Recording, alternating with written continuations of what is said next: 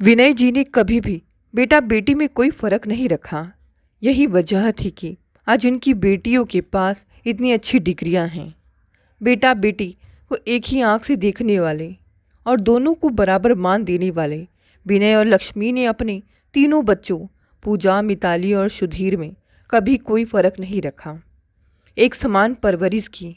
यही कारण था जब बड़ी बेटी पूजा ने डेंटल कॉलेज में प्रवेश लेने की इच्छा जाहिर की तो पापा, खुशी डेंटल कोर्स करने के लिए चीन जा रही है। मैं भी जाना चाहती हूँ। मुझे भी डेंटिस्ट ही बनना है। तो बाहर जाने की क्या ज़रूरत है? डेंटल कोर्स भारत में भी तो होते हैं। पापा, वहाँ डायरेक्ट एडमिशन दे रहे हैं 12वीं कक्षा के मार्क्स पर। यहाँ कोचिंग लूँ फिर टेस्ट दूँ, 1-2 साल तो यूं ही चले जाएंगे। पूजा बोली। पर बेटा, पर वर कुछ नहीं पापा। आप खुशी के पापा से बात कर लीजिए। मैं उनका नंबर मिला देती हूँ। उन्हें सब पता है। वे अपने काम के सिलसिले में अक्सर वहाँ जाते रहते हैं। विनय ने बात की। फीस बहुत ज़्यादा थी, अतः वे सोच में पड़ गए। एजुकेशन लोन भी मिलता है जी, आजकल बच्चों को विदेश में पढ़ने के लिए। पढ़ने में भी ठीक ठाक है। पढ़ लेगी तो दांतों की डॉक्टर बन जाएगी। लक्ष्मी भी किचन से हाथ पोंछते हुए उनके पास आ गई। पर पहले पता तो करने दो ठीक से कि वह मान्यता प्राप्त भी है या नहीं। है ना माँ? बस वापस आकर यहाँ एक परीक्षा देनी पड़ती है, एमसीआई की, और प्रमाण पत्र मिल जाता है। पापा, अगर मेरी जगह सुधीर होता तो आप ज़रूर भेज देते। नहीं, ऐसा बिल्कुल नहीं है। तुमने ऐसा सोचा क्यों? क्या तुम भाई बहनों में मैंने कभी कोई फ़र्क किया? विनय ने उसके गालों पर प्यार से थपकी दी। बैंक में कैशियर ही तो थे विनय। लक्ष्मी स्कूल में टीचर थी। दोनों के वेतन से घर बस ठीक ठाक चल रहा था। कुछ ज़्यादा जमा नहीं कर सके थे दोनों। विनय की पैतृक संपत्ति भी झगड़े में फंसी थी। बरसों से मुकदमे में पैसा अलग लग रहा था। हाँ, लक्ष्मी को मायके से जरूर कुछ संपत्ति का अपना हिस्सा मिला था, जिससे भविष्य में बच्चों की शादी और अपना मकान बनाने की सोच रहे थे। मकान तो बनता रहेगा लक्ष्मी, शादियां भी होती रहेंगी। पहले बच्चे लायक बन जाए तो यह सबसे बड़ी बात होगी, है ना? कह विनय ने सहमति चाही थी। फिर खुद ही बोले, हो सकता है हम मुकदमा जीत जाएं, तब तो पैसों की कोई कमी ही नहीं रहेगी। हाँ, ठीक तो कह रहे हैं। आजकल बहुएं भी लोग कामकाजी ही लाना ज़्यादा पसंद करने लगे हैं। बढ़िया प्रोफेशनल कोर्स कर लेगी तो घर वर भी बहुत अच्छा व आसानी से मिल जाएगा। लक्ष्मी ने अपनी सहमति जताई। जमा राशि आड़े वक्त के लिए पड़ी रहेगी। कोई एजुकेशन लोन ही ले लेते हैं, वह ठीक रहेगा। पता करता हूँ डिटेल। इसके जॉब में आने के बाद ही किस्तें जानी शुरू होंगी। विनय ने पता किया और फिर सारी प्रक्रिया शुरू हो गई। पूजा पढ़ाई के लिए विदेश चली गई। दूसरी बेटी मिताली के अंदर भी विदेश में पढ़ाई करने की चाह पैदा हो गई। उसने लंदन से बीबीए करने की जिद पकड़ ली। पापा, दीदी को तो आपने विदेश भेज दिया, मुझे भी लंदन से पढ़ाई करनी है। पापा प्लीज़ पता कीजिए ना। विनय और लक्ष्मी ने सारी तहकीकात कर मिताली को भी पढ़ाई के लिए लंदन भेज दिया। अब रह गया था सबसे छोटा बेटा सुधीर। पढ़ने में वह भी अच्छा था, वह भी डॉक्टर बनना चाहता था। मगर घर का खर्च देखकर उसका ख्याल बदलने लगा कि माता पिता कहाँ तक करेंगे। साल 6 महीने बाद पीएमटी परीक्षा में सफल भी हुआ तो 4 साल एमबीबीएस की पढ़ाई, फिर इंटर्नशिप, उसके बाद एमडी या एमएस। उसके बिना तो डॉक्टरी का कोई मतलब ही नहीं। फिर अब मम्मी पापा रिटायर भी होने वाले हैं। कब कमा पाऊँगा, कब उनकी मदद कर पाऊँगा? 2 लोन पहले से ही उनके सिर पर हैं। मुझे कुछ जल्दी पढ़ाई करके पैसा कमाना है। फिर उसने अपना स्ट्रीम ही कॉमर्स कर लिया। उसने सीए की प्रवेश परीक्षा पास कर ली। स्टूडेंट लोन लेकर उसने अपनी सीए की पढ़ाई शुरू कर दी। दिन में पढ़ाई करना और रात में कॉल सेंटर में जॉब करने लगा।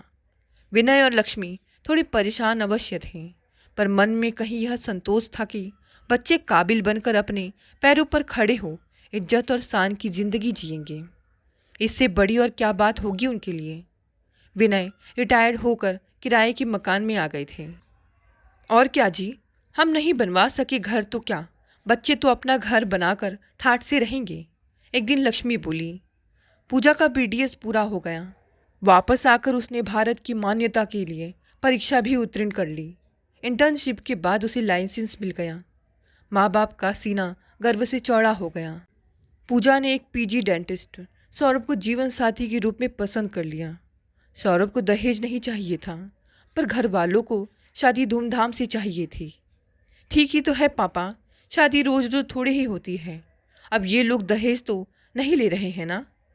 पूजा मम्मी पापा को दलील के साथ राजी करने की कोशिश में थी।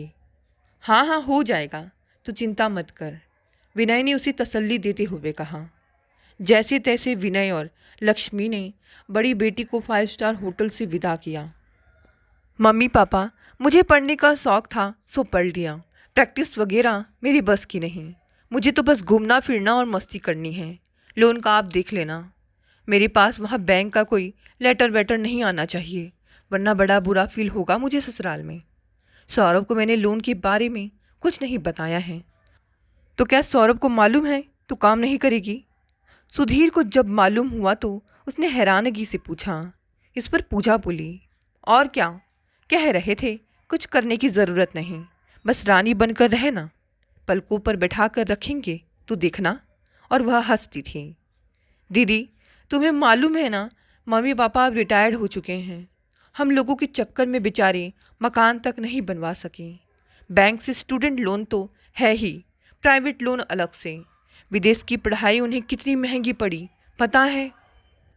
भाई, तू तो लड़का है, सीए बनते ही बढ़िया कंपनी में लग जाना है। तो ठहरा तेज दिमाग, फिर धड़ाधड़ पैसे कमाएगा तू। थोड़ा ओवर टाइम भी कर लेना हमारे लिए। मुझे तो गृहस्थी संभालने दे, लाइफ एंजॉय करनी है मुझे तो। कमाल है दीदी, पहले विदेश की महंगी प्रोफेशनल पढ़ाई पर खर्च करवाया, फिर 5 स्टार में शादी की। दहेज ना देने पर भी इतना खर्च हुआ जिसकी गिनती नहीं। अब काम नहीं करेगी तो तुम्हारा लोन कैसे अदा होगा? सोचा है? माना मिताली दीदी का और मेरा लोन तुम्हारी जिम्मेदारी नहीं, पर अपना लोन तो चुकता कर जो बैंक से तुमने अपने नाम से लिया है। काम क्यों नहीं करोगी? फिर प्रोफेशनल पढ़ाई क्यों की? इतना पैसा क्यों बर्बाद कराया जब तुम्हें केवल हाउस वाइफ ही बनना था? तू तो करेगा ना भाई काम। तुम काम नहीं करोगी तो कुछ दिनों में ही प्यार हवा हो जाएगा सौरभ का। तमीज़ से बात कर। सौरभ तेरे जीजू हैं।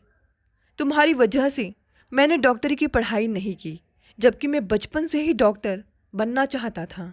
घर की स्थिति देखकर अपना इरादा ही बदल लिया। ना ना करते हुए भी इतना खर्चा करवा डाला। कर्ज में डूब गए हैं मम्मी पापा।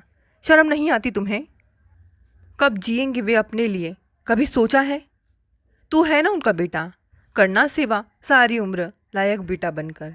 वाह, बाकी हर चीज़ में बराबरी, पर जिम्मेदारी में नहीं। वह तो शुक्र है मकान नहीं बना, वरना बिकवा कर उसमें से भी अपना शेयर लेती। छोड़ पूजा दीदी, तुम क्या समझोगी, जाओ खुश रहो। सुधीर बाकी का सारा उफान पी गया। उधर मिताली ने भी लंदन में कमाल कर दिया। वही अपने एक दोस्त आशीष से ब्याह रचा लिया। ससुराल वाले कट्टर रीति रिवाजों वाले दक्षिण भारतीय मूल के थे। बड़ी जद्दोजहद के बाद राजी हुए, पर घर में भी कभी नहीं रखा। लिहाजा आशीष और वह घर से अलग रहने पर मजबूर हो गए। दोनों में से किसी के भी अभी जॉब में ना होने की वजह से सारा खर्च विनय और लक्ष्मी के कंधों पर ही आ गया। मिताली ने तो पढ़ाई छोड़ ही दी थी, पर आशीष ने अपना MBA पूरा कर लिया। बाद में उसे जॉब भी मिल गई। उधर पूजा की ससुराल की असलियत सामने आने लगी। आए दिन सांस तकाजा करती, ताने देती, बहू तुम्हारी हर महीने की इनकम कहाँ है? हमने सौरभ को तुमसे शादी की इजाज़त इसलिए दी थी कि दोनों मिलकर घर परिवार का स्तर बढ़ाने में मदद करोगे। वैसे ही लंबा चौड़ा परिवार है हमारा। बहू, तुमसे ना घर का काम संभाला जाता है ना बाहर का। देखती हूँ सौरभ भी कितने दिन तुम्हारी आरती उतारता है। भरनाई हुई सांस रेवती महीने बाद ही अपने असली रूप में आ गई थी। सौरभ जब अपने दोस्तों की प्रोफेशनल वर्किंग पत्नियों को देखता तो पूजा को लेकर अपमानित सा महसूस करता। रोज़ रोज़ दोस्तों की महंगी पार्टियों से उसे हाथ खींचना पड़ता। पूजा को ना ढंग का कुछ पकाना आता, ना कुछ सलीके से करने सीखने में ही दिलचस्पी लेती। सजने संवरने में वक्त बर्बाद करती, फिर वही हुआ जो सुधीर ने कहा था। खर्च से सौरभ परेशान था, क्योंकि अपनी बहनों की ससुराल और रिश्तेदारी निभाने के लिए वह एक ही जरिया था। उस पर छोटे भाई आकाश की पढ़ाई भी उसके सिर पर थी। बहनों की ससुराल वालों ने उसकी पुश्तैनी प्रॉपर्टी बिकवा कर उसमें से हिस्सा लेने के बाद भी मुंह बंद नहीं किया और आए दिन फरमाइशें होती रहती, जिनसे घर के सभी सदस्य चिड़े चिड़े से रहते। तब पूजा को समझ आया कि बहनों की शादी के बाद प्रॉपर्टी और पैसे में ही नहीं, घर की जिम्मेदारियों में भी अपनी कुछ हिस्सेदारी समझनी चाहिए। पूजा को मम्मी पापा और सुधीर की बहुत याद आई। आंखें सजल हो उठी कि कितनी मुश्किल हुई होगी उन्हें। इतने कम पैसों में वे कैसे घर चलाते थे। हमारी ज़रूरतें शौक पूरी करते रहे वे। अपना तो उनसे सब कुछ करवा लिया हमने, पर उनकी ज़रूरतों को कभी नहीं समझा। सिर्फ नाम के लिए महंगी पढ़ाई कर ली। अपनी मस्ती और स्वार्थ के चलते ना काम किया, ना अपना लोन ही चुकाया। वह आत्मग्लानि से भर उठी। सप्ताह उपरांत पूजा ने सौरभ की मदद से एक प्राइवेट डेंटल हॉस्पिटल में काम करना शुरू कर दिया। सौरभ से उसने साफ कह दिया, जानती हूँ कि कुछ तो मम्मी पापा लेंगे नहीं, पर कम से कम अपना एजुकेशन लोन जो मैंने लिया था उसे अवश्य चुकाना चाहूँगी। तुम्हें कोई ऐतराज़ तो नहीं? सौरभ ने बड़े प्यार से उसके कंधे पर हाथ रख मन ही मन सोचा कि काश उसकी बहनें भी ऐसा ही सोच पाती। कुछ सालों बाद मिताली के ससुराल वालों ने उसे अपना लिया। उधर आशीष को बड़ी प्रमोशन मिली। उसने यूएसए के क्लाइंट से अपनी कंपनी को बड़ा फ़ायदा पहुंचाया था। वह एक झटके में ऊंचे ओहदे पर पहुंच गया। मिताली को ऐशो आराम की सारी सुविधाएं मिलने लगी तो उसे रह रह कर मम्मी पापा और घर की परिस्थितियों से जूझते भाई की तकलीफ़ ध्यान आने लगी कि उसने कैसे कैसे उनका साथ दिया। हम बहनें तो निकम्मी निकली। उसका मन पश्चाताप से भर उठा। फिर उसने पूजा से मन की पीड़ा शेयर की तो पूजा ने उससे उधर विनय के गांव की बरसों से मुकदमे में फंसी पैतृक संपत्ति का फैसला उनके पक्ष में हो गया। करीब 50 लाख उनकी झोली में आ गए। शुक्र है लक्ष्मी, जो फैसला हमारे पक्ष में हो गया। देर आए दुरुस्त आए। मैंने सुधीर को ऑफिस में ही फ़ोन कर बता दिया, आता ही होगा। पूजा और मिताली को भी खुशखबरी दे दो, उन्हें संडे को आने को कहना। विनय के स्वरों में खुशी और उत्साह छलक रहा था। वे जल्द ही अपनी खुशी तीनों बच्चों में बांट लेना चाहते थे, और रकम भी। संडे को तो दोनों वैसे भी आने वाली हैं। रक्षाबंधन जो है तभी सरप्राइज़ देंगे, अभी नहीं बताते, लक्ष्मी बोली। पीछे का दरवाज़ा खुला था। पूजा और मिताली दबे पाँव हिसाब लगाते हुए कि पापा इस समय बाथरूम में होंगे और माँ किचन में। मेड जा चुकी होगी। 9 बज रहे हैं तो सुधीर सो ही रहा होगा। एक दूसरे को देख मुस्कुराते हुए वे विनय और लक्ष्मी के बेडरूम में पहुंच गई। विनय की दराज खोल उन्होंने चुपके से कुछ रखा, फिर सीधे सुधीर के कमरे में जाकर तकियों के वार से उसे जगा दिया। आज भी देर से सोएगा। संडे तो है, पर रक्षाबंधन भी है। उठ जल्दी, नहा करा, राखी नहीं बंधवानी। अरे उठ भी तो, तुझे राखी बांधने के बाद ही माँ कुछ खाने को देंगी। बहुत जोर की भूख लग रही है। कहते हुए मिताली ने एक तकिया उसे और जमा दिया। क्या है? सुधीर आंखें मलते हुए उठ बैठा। दोनों बहनें उसे बाथरूम की ओर धकेल हंसती हुई किचन की ओर बढ़ गई। माँ, सरप्राइज़, कह दोनों लक्ष्मी से लिपट गई। अरे कब घुसी तुम दोनों? मुझे तो पता ही नहीं चला, कह लक्ष्मी मुस्कुरा उठी। राखियाँ बंधवाने के बाद जब सुधीर ने दोनों को 6-6 लाख की चेक दिए तो दोनों बहनें उसका चेहरा देखने लगी। मजाक कर रहा है? मजाक नहीं, सच में है बेटा। हम वह मुकदमा जीत गए। उसी के 4 हिस्से कर दिए, एक मेरा व लक्ष्मी का, बाकी तुम तीनों के। अरे नहीं पापा, यह हम नहीं ले सकती, मिताली और पूजा एक साथ बोली। उन्होंने उन पैसों को लेने से साफ इनकार कर दिया। नहीं मम्मी पापा, इन पर केवल सुधीर का ही हक है। उसी ने आप दोनों के साथ सारी जिम्मेदारियां उठाई हैं, पहले घर के छोटे मोटे कामों में, फिर बड़े कामों में, लोन, बिल्स, ऑपरेशन, इलाज, रिश्तेदारी, गाड़ी और अब यह मकान। आप दोनों और घर से अलग अपने लिए कुछ नहीं जोड़ा उसने। सच है मम्मी पापा, हर बात में बराबरी करने वाली हम बेटियां पढ़ लिख कर भी बेटियां ही रह गई, बेटा ना बन सकी। हमने शान और मस्ती के अलावा कुछ सोचा ही नहीं, कभी समझना ही नहीं चाहा। दायित्व तो दूर की बात है, मेरे और मिताली के लिए बहुत कुछ कर लिया है आपने। अब तो इसका ही हक बनता है, हमारा नहीं। हाँ पापा, अब तो बस झट से इसके लिए अच्छी सी लड़की पसंद कीजिए और इसकी धूमधाम से शादी कर दीजिए। बहुत आनाकानी कर चुका है। हाँ, नेक हम बड़ा बड़ा लेंगी। पूजा और मिताली एक के बाद एक बोली जा रही थी। फिर वे सुधीर को छेड़ने लगी। वैसे एक बहुत सुंदर लड़की मेरे पड़ोस में है, बस थोड़ी तोतली है, उससे करेगा शादी? पूजा ने ठिठौली की तो मिताली भी पीछे ना रही।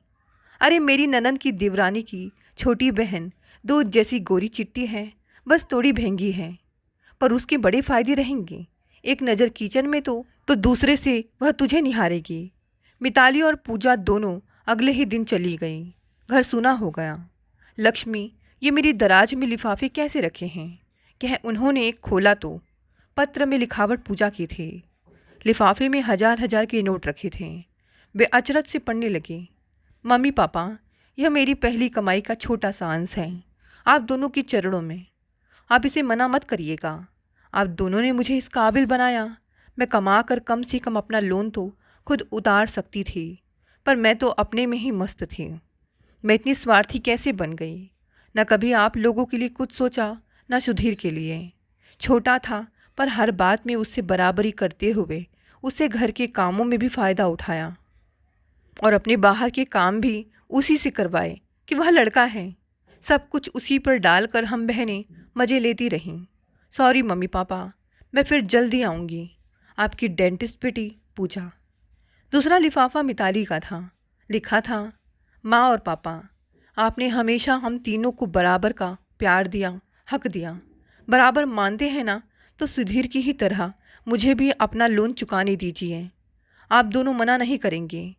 सामने से देती तो आप बिल्कुल ना लेते, पर सोचिए तो पापा, अगर बेटी बेटी में कोई फ़र्क नहीं मानते तो आपको इसे लेना ही पड़ेगा।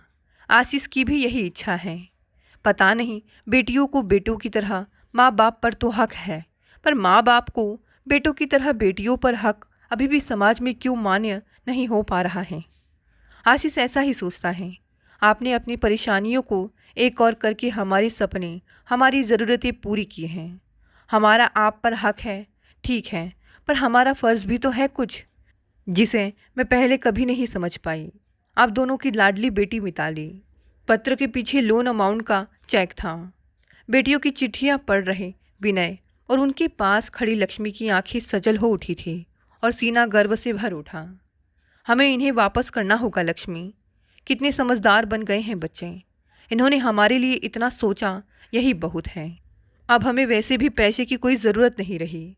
लक्ष्मी ने आंचल से आंखों के कोरों को पोंछ मुस्कुराते हुए अपनी सहमति से सिर हिला दिया। दोस्तों, कहानी यही समाप्त हो गई। आज की दूसरी कहानी शुरू करते हैं। रूपा की आंखों से नींद कोसों दूर थी। वह बिस्तर पर लेटी लेटी सोच रही थी कि उसकी ज़िंदगी में यह उथल पुथल कैसे मच गई। पूरी रात आंखों में ही कट गई। उसे सुबह 10 बजे तक ऑफिस पहुंचना था, पर उसका मन ही नहीं हुआ। वह सोचने लगी, पिछले साल ही तो उसकी शादी अजीत से धूमधाम से हुई थी।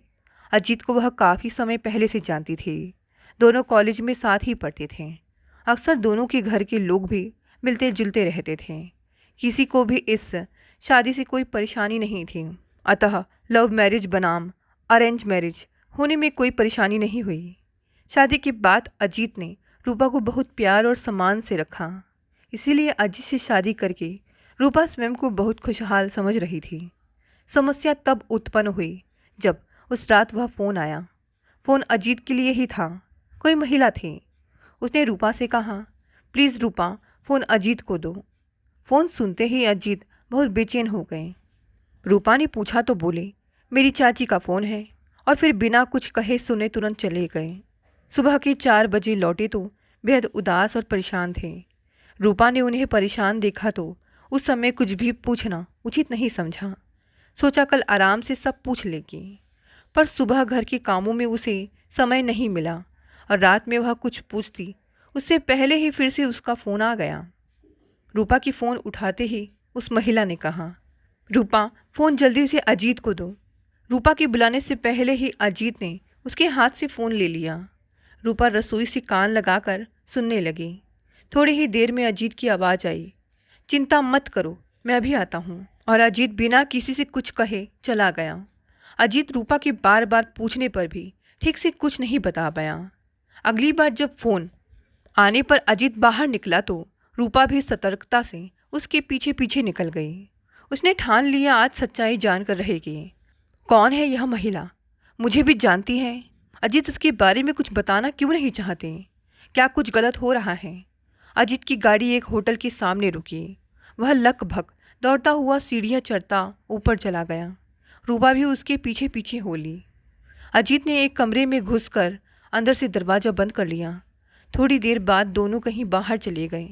रूपा जानना तो चाहती थी कि यह सब क्या चल रहा है, पर ऑफिस के लिए देर हो जाती, इसीलिए मन मारकर ऑफिस के लिए निकल गई। वह ऑफिस आ तो गई, पर उसका मन काम में नहीं लग रहा था। उसका ध्यान तो होटल के कमरे की ही हलचल में अटका था। वह सोच रही थी कि क्या अभी भी अजीत होटल में ही होगा या अपने ऑफिस चला गया होगा। उसने अजीत के ऑफिस में फ़ोन किया तो पता चला वह तो 2 दिनों से ऑफिस नहीं आ रहा। रूपा चकरा गई कि अगर ऑफिस नहीं जा रहे हैं तो कहाँ जा रहे हैं। घर से तो सही समय पर ऑफिस जा रहा हूँ कहकर निकल जाते हैं।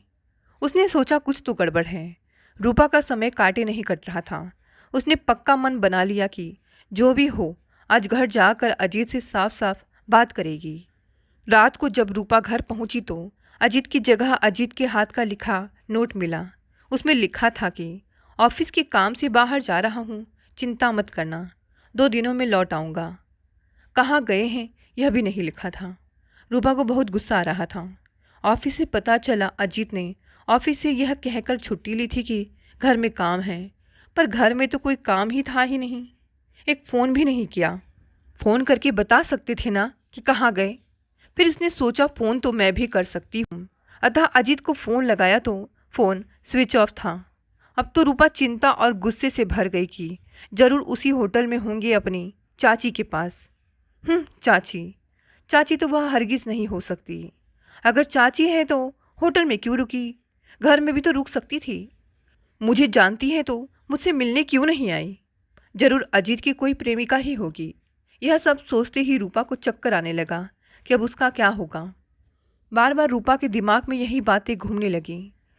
उसे पहले पता लगाना चाहिए, फिर क्या करना है सोचा जाएगा। यह तय किया रूपा ने, पर कहाँ से शुरू करें। फिर याद आया कि अरे अजीत के भाई भाभी तो जानते ही होंगे अपने चाची को। अगर चाची ही आई है तो भाई साहब से भी मिली होंगी। चलो सबसे पहले भाभी से बात करती हूँ। सोच रूपा अगली सुबह ही इसी शहर में रहने वाली अपनी जेठानी रेखा के घर पहुँच गई। रूपा को देखते ही उसकी जेठानी रेखा खुश होकर बोली, अरे रूपा आओ आओ, तुम तो ईद का चांद हो गई हो। अकेले ही आई हो क्या? अजीत कहाँ है? आए नहीं? भाभी रुकिए तो सब बताती हूँ। अजीत शहर से बाहर गए हैं, मैं घर में अकेली थी, आपकी बहुत याद आ रही थी। आज शुक्रवार है, आज की मैंने छुट्टी ले ली। कल परसों की छुट्टी है ही तो मैं आपके पास आ गई। भैया कहाँ हैं? तुम्हारे भैया भी बाहर गए हैं, हम दोनों मिलकर खूब मस्ती करेंगे, रेखा ने रूपा को बताया। दोनों बातें करते हुए काम भी करती जा रही थी। रूपा चाची के बारे में पूछने का मौका ढूंढ रही थी। रेखा ने बातों ही बातों में रूपा से जब पूछा कि कोई खुशखबरी है क्या, तो रूपा ने शर्मा कर अपना मुंह हाथों में छिपाकर हाँ में सिर हिलाया। रेखा ने खुशी से रूपा को गले लगा लिया। फिर रेखा ने पूछा, डिलीवरी के लिए कहाँ जाओगी? मायके? अगर नहीं तो मेरे पास आ जाना। नहीं, मायके तो नहीं जाऊंगी। आपको तो पता ही है, माँ अब अधिकतर बिस्तर पर ही रहती हैं, उनके बस का कुछ भी नहीं है। आपको भी परेशानी होगी। कितना अच्छा होता अगर अपने सास ससुर जिंदा होते तो मुझे कुछ सोचना भी नहीं पड़ता। रूपा ने बातों का सूत्र अपने मकसद की ओर मोड़ते हुए कहा।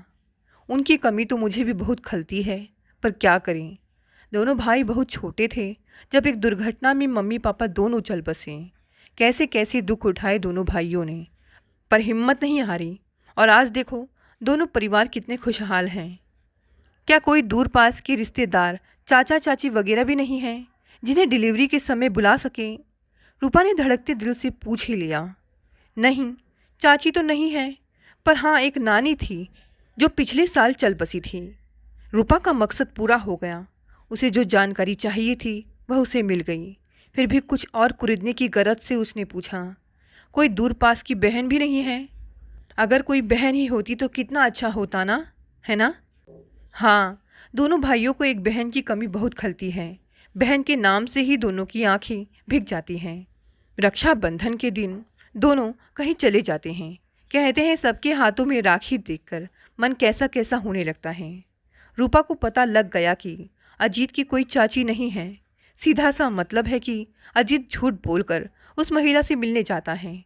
जरूर उसकी कोई प्रेमिका ही होगी। दोनों में नाजायज संबंध होंगे। अब तो मैं अजीत के साथ नहीं रह सकती। अंततः रूपा ने दूसरे ही दिन वापस जाने की तैयारी कर ली। रेखा ने उसे जाने को तैयार देखा तो कहा कि रुक जाओ, अजीत आ जाए तो चली जाना, खाली घर में क्या करोगी? पर रूपा ने आज जरूरी काम है, मैं फिर आ जाऊंगी कहकर रेखा को चुप करा दिया और निकल पड़ी अपने पापा के घर के लिए। उसने अजीत को कुछ बताना जरूरी नहीं समझा। बस ऑफिस के पते पर एक पत्र डालकर उसे जता दिया कि अब वह कभी वापस नहीं आएगी। पापा ने अचानक रूपा को देखा तो पूछा, अजीत नहीं आए? तुम अकेले ही आई हो? रूपा चुपचाप खड़ी खड़ी रोने लगी तो पापा ने घबरा कर पूछा, क्या हुआ? अजीत से झगड़ा हुआ है क्या? पापा, मैं उस घर और अजीत को छोड़ आई हूँ, अब वापस नहीं जाऊंगी। कहते हुए रूपा अपनी मम्मी से मिलने उनके कमरे में चली गई। इधर अजीत जब 2 दिनों बाद रात को 12 बजे वापस घर पहुंचा तो दरवाजे पर ताला देखकर सोच में पड़ गया कि इस समय रूपा कहाँ जा सकती है।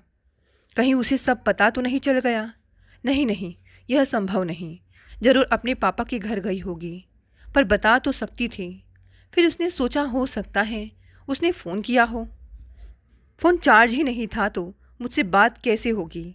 अभी फ़ोन करना भी ठीक नहीं है। चलो सुबह ऑफिस जाते समय पहले उसके पापा के घर चला जाऊंगा। 2 दिनों का थका अजीत ऐसा सोया कि सुबह 10 बजे नींद खुली। घड़ी देखते ही अजीत सब कुछ भूलकर ऑफिस भागा।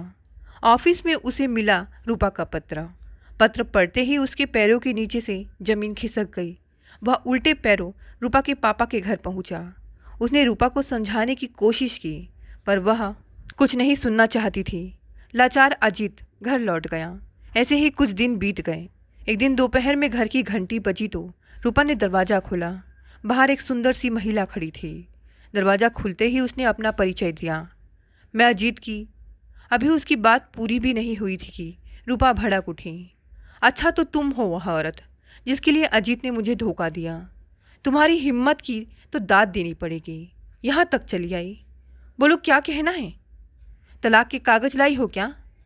महिला अंदर आकर थोड़ी देर तक चुपचाप बैठी सोचती रही, फिर बोली, बात थोड़ी लंबी है, आराम से सुनो।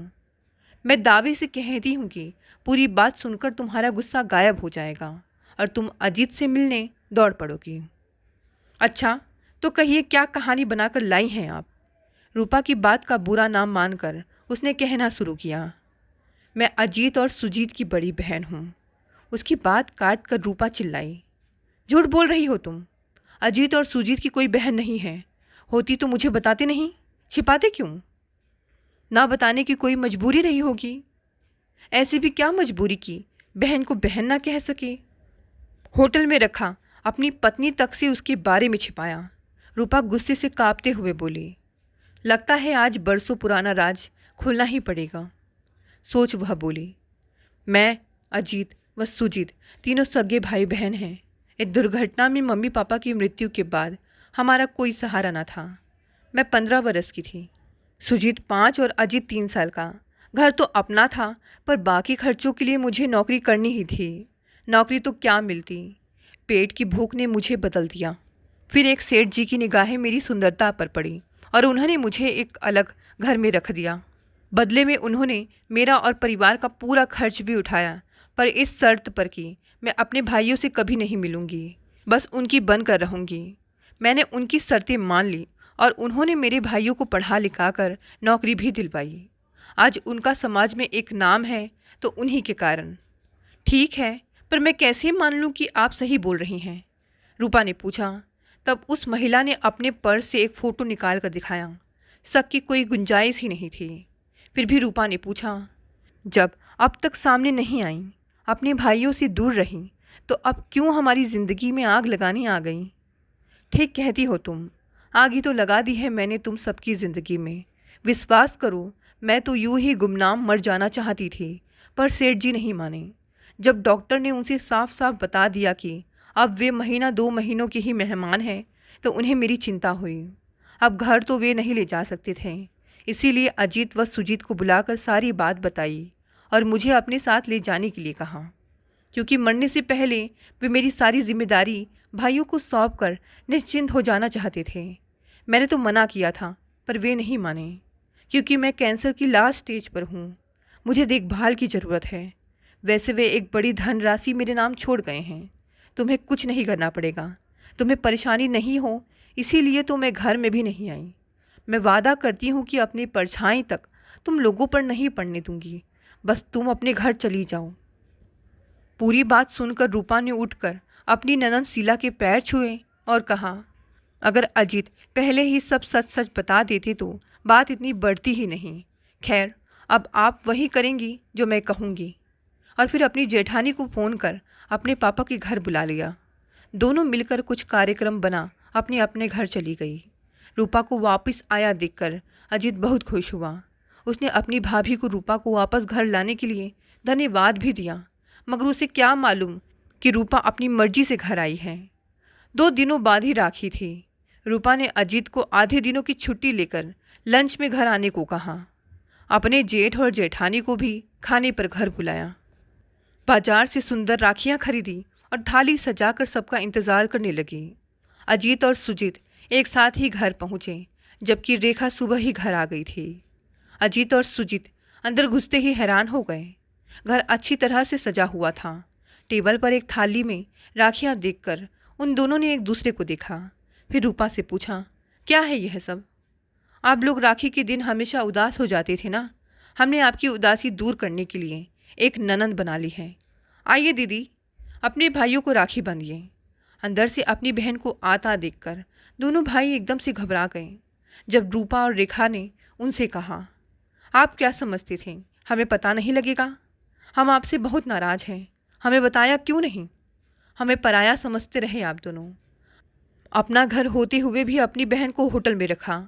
इतना सुनते ही दोनों भाइयों की जान में जान आई। दोनों ने रूपा और रेखा से माफ़ी मांगी। शीला ने खुश होकर अजीत व सुजीत को राखी बांधी।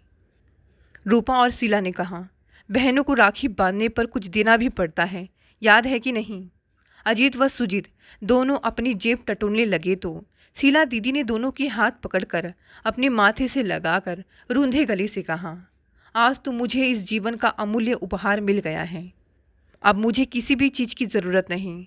तुम सबके साथ बाकी बचा जीवन चैन से बिताऊंगी और चैन से मरूंगी। और फिर रूपा का माथा चूमते हुए कहा, तुम्हारा यह एहसान मैं जीवन भर नहीं भूलूंगी। तुमने मुझे खुले दिल से स्वीकार कर मुझे सारी खुशियाँ दी थी। आज सबके चेहरे पर सच्ची खुशी फैली थी। इस वर्ष का रक्षाबंधन जीवन का यादगार दिन बन गया। वर्षों बाद अजीत व सुजीत की सूनी कलाइयाँ फिर से सज गई थी। दोस्तों, दोनों कहानी यहीं समाप्त हो गई। मिलते हैं अगली नई कहानी से। आपका बहुत बहुत धन्यवाद।